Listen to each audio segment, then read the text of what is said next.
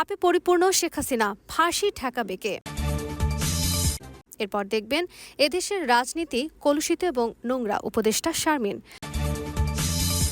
তারপরে দেখবেন অন্তর্বর্তীকালীন সরকারের কাছে জামায়াত দুটি রোডম্যাপ চেয়েছে, ডক্টর শফিকুর রহমান।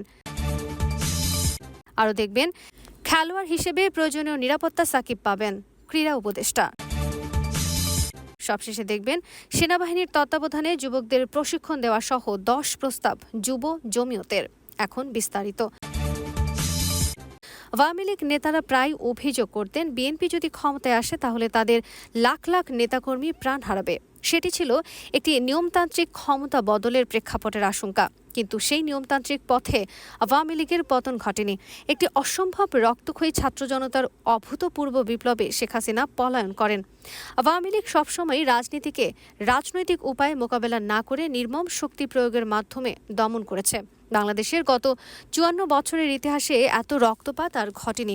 বিশেষত জুলাই বিপ্লবের সময়কালে যে নিষ্ঠুরতা, নির্মমতা, নৃশংসতার পরিচয় তারা দেয়, তাতে বিজয় পরবর্তীকালে রক্তপাত অস্বাভাবিক ছিল না। শেখ হাসিনা নির্মমতার সাথে সাথে প্রতারণা কৌশল অবলম্বন করে মায়া কান্না দেখান।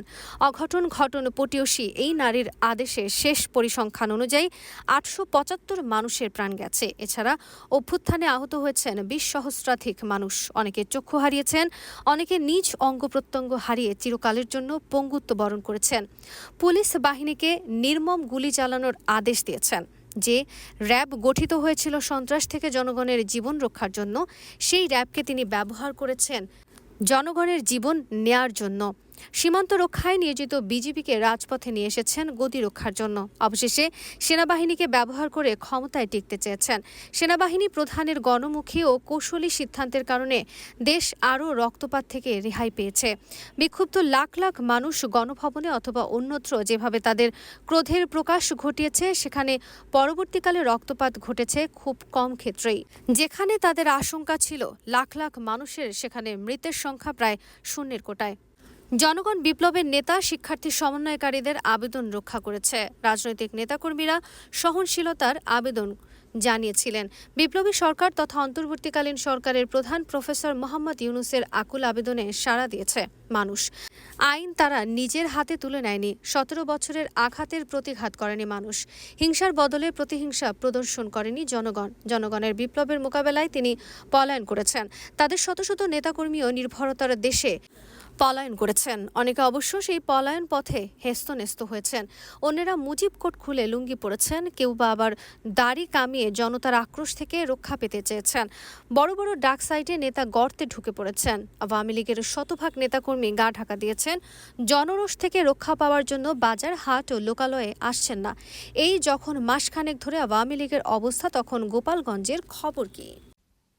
ছাত্র জনতার আন্দোলনের মুখে শেখ হাসিনার পদত্যাগের পর আওয়ামী লীগের অনেক নেতা বিদেশ চলে গেছেন। বিদেশে অনেকে নিজ বাড়িতে স্থায়ীভাবে বসবাস করছেন, কেউ ভাড়া বাড়িতে অবস্থান করছেন, কেউ পালিয়ে বেড়াচ্ছেন। যারা ধরা দিয়েছেন তাদেরকে জেলে যেতে হচ্ছে। ভারতের দিল্লিতে গেছেন আওয়ামী লীগের সভাপতি শেখ হাসিনা। ওবায়দুল কাদের, হাসান মাহমুদ ও শামীম ওসমান 3 নেতা 3 দেশে অবস্থান করছেন। এটা অনেকটা নিশ্চিত হওয়া গেছে। 6 আগস্ট ঢাকা শাহজালাল আন্তর্জাতিক বিমানবন্দরে সাবেক প্রতিমন্ত্রী জুনাইদ আহমদ পলক ও সাবেক পররাষ্ট্রমন্ত্রী হাসান মাহমুদ গ্রেফতার হন বলে গণমাধ্যমে খবর ছড়িয়ে পড়ে। এর কয়েকদিন পর জুনাইদ আহমেদ পলককে গ্রেফতার করে পুলিশ। তবে সাবেক পররাষ্ট্রমন্ত্রী হাসান মাহমুদের হদিস পাওয়া যায়নি। এর মধ্যে সামাজিক যোগাযোগ মাধ্যমে অনেকে লিখেছেন, ডক্টর হাসান মাহমুদ দেশ ছেড়ে পালিয়ে গেছেন। তবে তিনি কোথায় আছেন সে বিষয় নিয়ে চলছে আলোচনা। খোঁজ নিয়ে জানা গেছে, হাসান মাহমুদ এখন বেলজিয়ামের লিমবুর্গ প্রদেশের হ্যাসেল্ট সিটিতে তার নিজের বাড়িতেই আছেন। দুবাই হয়ে জার্মানিতে যান তিনি। জার্মান শাখা আওয়ামী লীগের সাধারণ সম্পাদক মোবারক আলী ভূঁইয়া বকুল দেশের একটি গণমাধ্যমকে এ তথ্য জানিয়েছেন। তিনি ডক্টর হাসান মাহমুদকে ডসেলডর্ফ বিমানবন্দর থেকে বেলজিয়ামের বাড়িতে পৌঁছে দেন। মোবারক আলী ভূঁইয়া বকুল জানান, গত 26 আগস্ট বিকেল 2:45টায় জার্মানির ডসেলডর্ফ বিমানবন্দরে পৌঁছেন তিনি। সেখান থেকে সড়ক পথে বেলজিয়ামের নিজ বাড়িতে যান। বকুল গণমাধ্যমকে বলেন, তিনি এখানে আছেন এবং সেফ আছেন। এটুকুই আর কি। ছাত্র জনতার আন্দোলনে গুলি চালিয়ে তুমুল সমালোচনার মুখে পড়ে নারায়ণগঞ্জের প্রভাবশালী আওয়ামী লীগের সাবেক সংসদ সদস্য শামীম ওসমান। গত ৫ অগস্ট শেখ হাসিনা পদত্যাগ করে দেশ ছেড়ে পালালে ওসমান পরিবারের সদস্যদের আর দেখা পাওয়া যায়নি। শামীম ওসমান ও তার স্বজনরা দেশে নাকি বাইরে আছেন তা নিয়েও ছিল সমালোচনা আলোচনা। এরই মধ্যে দেখা মিলল সাবেক এ সংসদ সদস্যের। শুক্রবার ৬ সেপ্টেম্বর রাতে শামীম ওসমানকে ভারতের দিল্লির নিজামউদ্দিন আউলিয়ার মাজারে দেখা গেছে। ভারতের একটি বিশ্ববিদ্যালয়ে অধ্যয়নরত বাংলাদেশি শিক্ষার্থী আকাশ হক তাকে মাজারে দেখেছেন। রাত ৯টা ৫ শামীম ওসমানের ছবি তুলেছেন তিনি। ছবিতে দেখা গেছে শামীম ওসমান গাঢ় গোলাপি রঙের হাফ হাতা একটি শার্ট ও ছাই রঙের একটি প্যান্ট পরে মাজারের মূল বেদির সামনে দাঁড়িয়ে আছেন। পোস্টে আকাশ লিখেছেন, শামীম ওসমান ও তার পরিবারের সদস্যরা আমার সামনে নিজামউদ্দিন আউলিয়ার দরবারে দাঁড়িয়ে আছেন। ভালো মন্দ কিছু জিজ্ঞেস করব কিনা ভাবছি। আবার কবে দেখা হয় না হয় কে জানে। আকাশ হক গণমাধ্যমটিকে জানান, রাতে তিনি দিল্লির নিজামউদ্দিন আউলিয়ার মাজার জিয়ারত করতে যান। এ সময় তিনি শামীম ওসমানকে দেখতে পান। শামীম ওসমানের সঙ্গে তার পরিবারের সদস্যরাও ছিলেন। প্রমাণস্বরূপ তিনি ছবিও তুলে রেখেছেন বলে জানান। রাজনৈতিক মহলের প্রশ্ন উঠেছে, আওয়ামী লীগের সাধারণ সম্পাদক ওবায়দুল কাদের কোথায়? জানা গেছে, শেখ হাসিনার একদিন আগেই দেশ ছেড়েছেন ওবায়দুল কাদের। জাতীয় নির্বাচনের পর থেকে প্রতিদিন মিডিয়ার সামনে কথা বললেও বৈষম্য বিরোধী ছাত্র আন্দোলনের শেষ মুহূর্তে মিডিয়ায় কম কথা বলতে দেখা যায় তাকে। কাদের জাতীয় নির্বাচনের পর থেকে প্রতিদিন মিডিয়ার সামনে কথা বললেও বৈষম্য বিরোধী ছাত্র আন্দোলনের শেষ মুহূর্তে মিডিয়ায় কম কথা বলতে দেখা যায় তাকে। ক্ষমতাচ্যুত সাবেক প্রধানমন্ত্রী শেখ হাসিনাকে ফিরিয়ে আনার প্রচেষ্টা জোরদার করতে চলেছে বাংলাদেশের নবগঠিত অন্তর্বর্তী সরকার। গণঅভ্যুত্থানের পর গত ৫ অগস্ট ঢাকা থেকে পালিয়ে ভারতে আশ্রয় নিয়েছেন শেখ হাসিনা। ড. মোহাম্মদ ইউনূসের নেতৃত্বাধীন অন্তর্বর্তী সরকার ভারতের সঙ্গে প্রত্যর্পণ চুক্তির মাধ্যমে হাসিনাকে ফিরিয়ে আনার পরিকল্পনা করছে। জুলাই ও অগাস্টে ছাত্র নেতৃত্বাধীন বিক্ষোভের সময় গণহত্যার জন্য হাসিনাকে বিচারের আওতায় আনার প্রস্তুতি শুরু হয়েছে।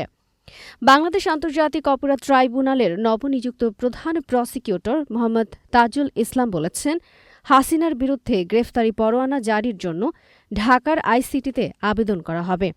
ঢাকায় আইসিটি প্রাঙ্গণে সাংবাদিক সম্মেলনে তাজুল ইসলামকে উদ্ধৃত করে ভারতীয় সংবাদ সংস্থা পিটিআই জানিয়েছে, কাজ শুরু করার সঙ্গে সঙ্গে আমরা আন্তর্জাতিক অপরাধ ট্রাইব্যুনালের কাছে একটি আবেদন করব, যাতে গণহত্যা ও মানবতাবিরোধী অপরাধের মামলায় শেখ হাসিনা সহ পলাতক আসামিদের বিরুদ্ধে গ্রেফতারি পরোয়ানা জারি করা হয়।